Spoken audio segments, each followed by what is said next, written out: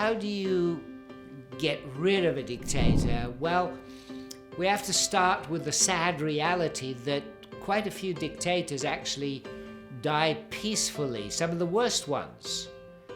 Stalin, Pol Pot, Khomeini, all kinds of dictators. Idi Amin, he died in exile, but he died peacefully. All kinds of dictators die peacefully, so they don't all get killed and thrown out. But we know that a number of dictators have to be defeated in war.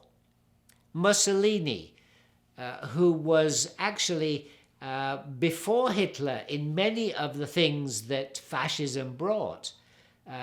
Some people think that Mussolini was copying Hitler. No, Mussolini was at least a decade ahead of Hitler in the tactics and the things he was doing.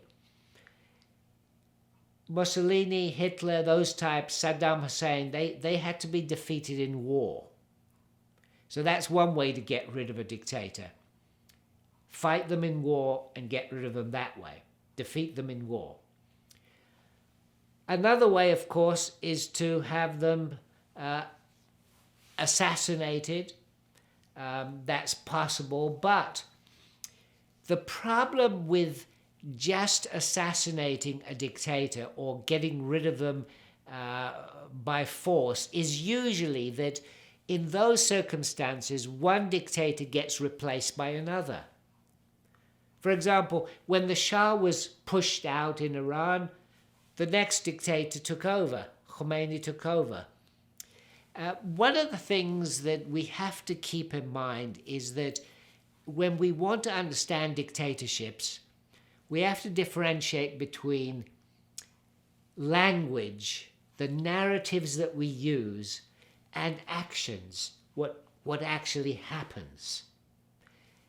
If you look at transitions where one dictator is deposed and another comes in, the rhetoric changes.